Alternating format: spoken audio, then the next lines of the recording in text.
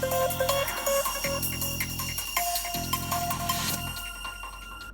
Friends, welcome back to my channel English ivy.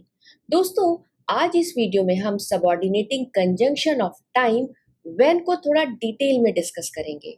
When दो clauses को जोड़ता है और उनके बीच टाइम का रिलेशनशिप दिखाता है।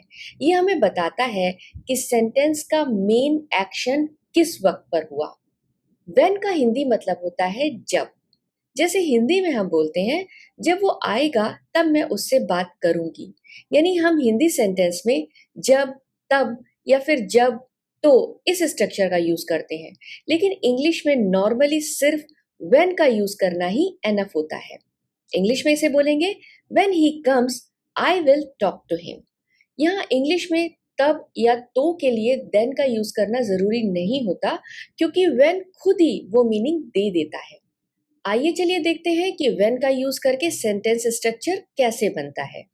तो स्ट्रक्चर इस तरह होता है, पहले मेन क्लॉज, फिर व्हेन और फिर डिपेंडेंट क्लॉज।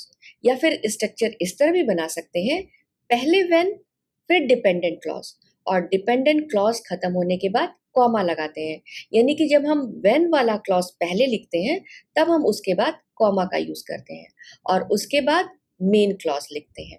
एग्जाम्पल के लिए, I was sleeping when the phone rang, या फिर when the phone rang, comma, I was sleeping. We started dinner when he arrived. When he arrived, we started dinner. अब आइए when के different uses को समझते हैं और इसके साथ किस तरह के टेंसेस का कॉम्बिनेशन यूज किया जाता है उसे जानते हैं। when का यूज करके हम जनरल ट्रुथ्स या रूटीन्स बताने वाले सेंटेंसेस बनाते हैं। जैसे, जब मैं थका हुआ महसूस करता हूँ तो मैं चाय पीता हूँ। I drink tea when I feel tired. इस सेंटेंस में दो चीजें रेगुलरली या जनरली होती हैं। आई ड्रिंक टी ये एक इंडिपेंडेंट क्लॉज या फिर मेन क्लॉज है और ड्रिंक यानी पीना सेंटेंस का मेन वर्ब है। आई फील टायर्ड एक स्टेट बता रहा है, एक सिचुएशन है। लेकिन जब इसे हम व्हेन के साथ जोड़ देते हैं, डिपेंडेंट क्लॉज बना देते हैं, तो व्हेन इस फीलिंग को दूसरे एक्शन के होने का एक खास समय या पॉइंट ऑफ टाइम बना देता है। मतलब जब ये सिचुएशन होती है, व्हेन आई फील टायर्ड, तो उसी समय चाय पीने का एक्शन होता है। अब हम इसका टेंस कॉम्बिनेशन समझते हैं। जब व्हेन का यूज जनरल ट्रुथ या फिर प्रेजेंट की हैबिट को बताने के लिए किया जाता है, तो जनरली दोनों क्लॉजेस प्रेजेंट सिंपल टेंस में होते हैं।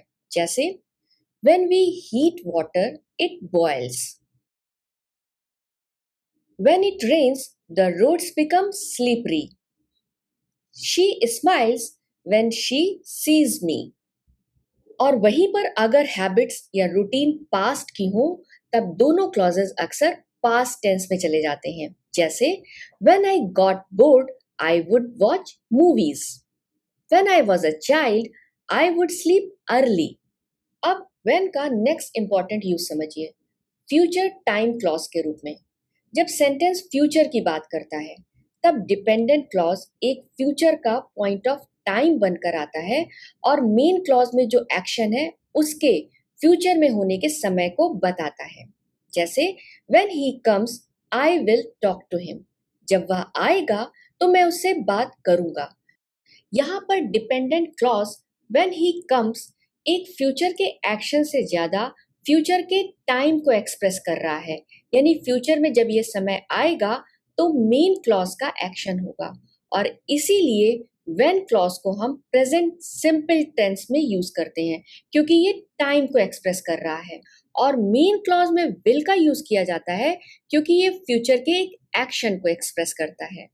कुछ और एग्जाम्पल्स से इस बात को समझते हैं। When the rain stops we will go outside. I will call you when I reach home. इस यूज में व्हेन का इस्तेमाल पास्ट में हुए दो कंप्लीट एक्शंस को एक्सप्रेस करने के लिए किया जाता है, जहां व्हेन क्लॉज पास्ट के पॉइंट ऑफ टाइम को बताता है और मेन क्लॉज का एक्शन उसी समय या उसके बाद होता है। जैसे, when she saw me she started laughing. When I reach the station the train left. अब यहाँ पर ध्यान दीजिए कि इन एग्जाम्पल्स में दोनों ही क्लॉजेस पास्ट टेंस में लिखे गए हैं क्योंकि एक्शंस पास्ट में कंप्लीट हो चुके हैं। अब आते हैं व्हेन के एक इंटरेस्टिंग यूज पर, इंटरप्टेड एक्शंस। मतलब जब एक लॉन्ग एक्शन पहले से ही चल रहा हो और उसी बीच एक छोटा एक्शन स्टार्ट होकर कंप्लीट हो जाए, तब ये छोटा एक्शन एक इंटरप्शन यानी कि बाधा की तरह काम कर रहा है।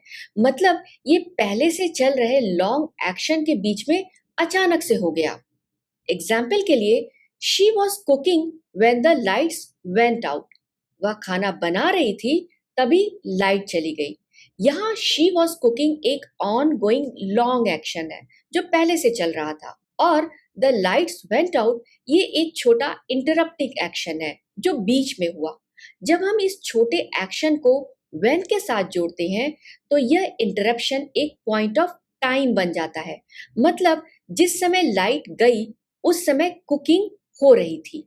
इस तरह के सेंटेंसेस बनाने के लिए हम लॉन्ग एक्शन को जो कि पहले से चल रहा है उसे पास्ट कंटिन्यूअस टेंस में लिखते हैं और उस छोटे इंटरप्टिंग एक्शन को सिंपल पास्ट में लिखते हैं। एग्जाम्पल के लिए, I was sleeping when he called. They were playing cricket when it started raining.